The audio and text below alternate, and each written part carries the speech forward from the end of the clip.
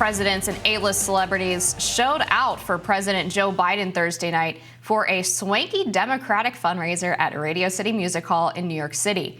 Hoping to inject energy into a seemingly lackluster campaign, the star-studded event resembled a concert at times, with performances by pop stars. Added a record-setting $26 million to his campaign's war chest, but protesters gathered outside of Radio City Music Hall to condemn Israel and its campaign in Gaza and echo calls for a ceasefire.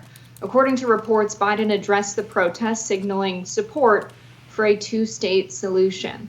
Now, of course, Donald Trump weighed in on the event as well, calling it the event's guest list, a list of deranged Hollywood liberals, which unfortunately is so funny and a little accurate, maybe a lot accurate. I hate these events. I think, you know where I stand. When I see a guest list like this, it just reeks of 1920s inequality, the elite getting together, having these swanky events, while the rest of us are struggling to make ends meet. And I think most of that $26 million is coming from, the classic liberal elite group of donors.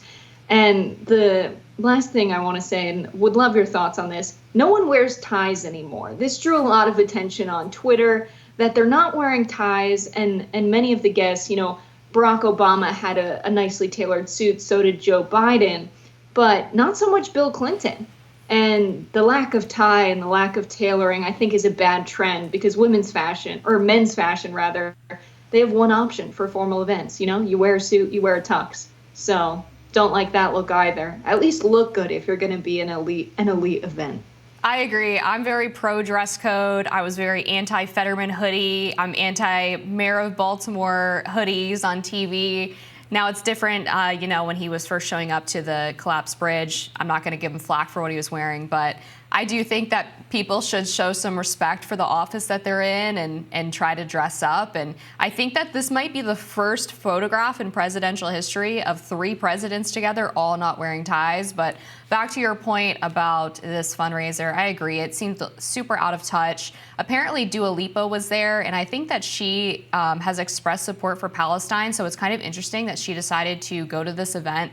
And it reminds me that I read this article on The Hill yesterday about how a lot of celebrities are sort of biting their tongues or not sure what they want to do with the upcoming election, because a lot of them either are pro-Palestinian themselves or have a very heavily pro-Palestinian fan base, and they feel like supporting Joe Biden would be a bad look for them, essentially, a silly PR move. Notably, Taylor Swift, who a lot of people have been speculating about how much she could affect voter turnout.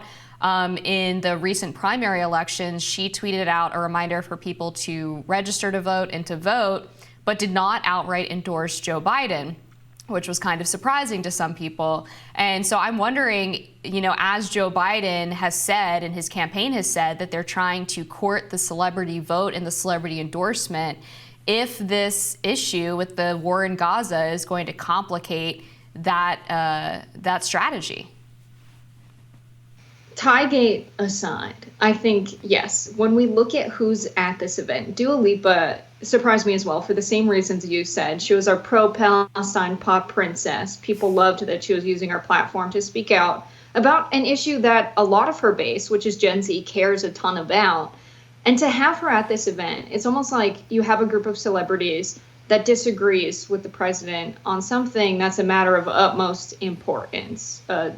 Huge, grave matter, genocide in Gaza. And to get invited to an event by someone who has repeatedly said that they will not be holding Israel accountable, who has circumvented traditional authorization to give more weapons to Israel, those weapons are being used to kill and maim and starve the people of Gaza, to show up to this event anyway, it's almost like because they want proximity to power, and that we really can't look to these people who are celebrities, who are entertainers, to be our heroes when it comes to political causes, when it comes to grave matters of humanity, quite frankly. It's not even politics. It kind of exceeds that when we think about the amount of people who are killed and the children that are victims of the atrocities of this war. It's like, do they want proximity to power and they're willing to trade this? It just seems that these aren't the people we can look to for any kind of consistent moral compass as leaders in this matter.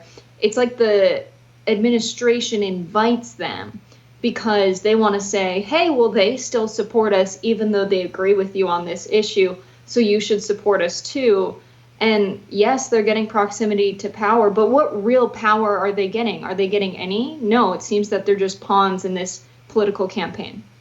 Yeah, and in 2016, this was something that backfired for the Clinton campaign, was her trotting out all of these celebrity endorsements as Trump was trying to run a campaign that was about speaking on behalf of the average American, the working man, and to see the juxtaposition of him not getting any support from Hollywood, quite the opposite, and then Hillary Clinton sort of openly parading around celebrities was something that made her look quite out of touch. And I think that this Radio City Music Hall fundraiser has quite a similar tone to it. And it's definitely different, I think, when celebrities, show up to perform at an inauguration, showing respect for the office, the institution, versus actually attending a fundraiser. That's obviously a much different thing.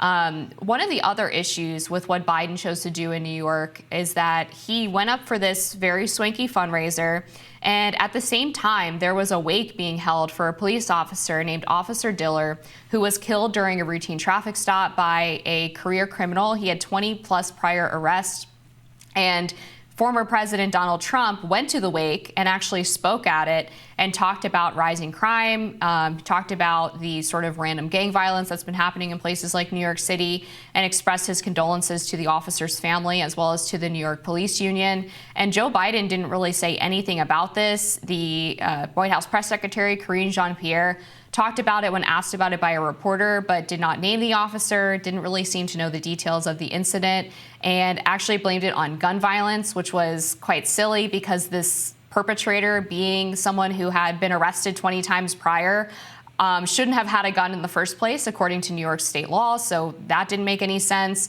and just generally seemed quite uncompassionate about the issue.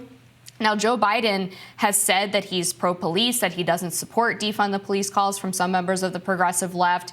He has held several events in the past couple of weeks trying to prove that his administration is going to crack down on crime. And this would have been an easy opportunity for him to go show that he cares about this issue, that he wants to support the police officers by going to this officer's wake. And instead, he skipped by it completely while being in the same city to go raise $25 million. It just seemed like such a idiotic political move, particularly for someone who the media has repeatedly referred to as the quote-unquote consoler in chief.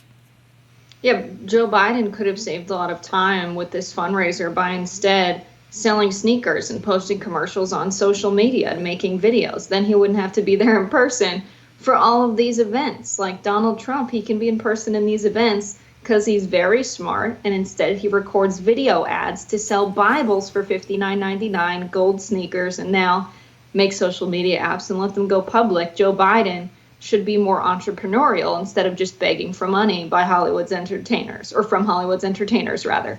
I think it's also out of touch when we have so many very real issues, whether it's someone who cares a lot about crime, someone who cares a lot about, violence in New York City, or someone who cares about the people of Gaza dying at the hand of Israel, which is financed by the United States. When Joe Biden was asked if it was, Iran's fault that we had Yemeni rebels attacking American shipping, he said it's their fault and that they financed it. And so by that very definition, he should be addressing the protesters in this event, as he did. But moreover, he should do something about it if he feels that the financier of war crimes is partially guilty of those war crimes. Then guess what? We are guilty, and we should be changing our course with Israel. And so it does feel out of touch when very rich people get together to support a political candidate who simultaneously is ignoring a lot of issues that matter to the public that they're supposed to be serving. And so I think this kind of event provokes a lot of conspiracy, a lot of, oh my God, the Illuminati, they're all on the same team. Of course, they're all on the same team, but you don't have to imagine secret clubs. The club is very real. It's out in the open. We see, that the top 1%, or rather top 10%, owns 90% of all stocks in the U.S. stock market. When we look at wealth disparity, and the top 10% owning more wealth than the bottom 50%. And we look at how much wealth disparity has grown in recent years. It's obvious who's on the same team, the people that's using their money to make more money, giving each other money to stay in power. There's no conspiracy needed. It's just very obvious, and it's getting more egregious by the day. It's very France before the revolution for a lot of people. We'll be back with more Rising after this.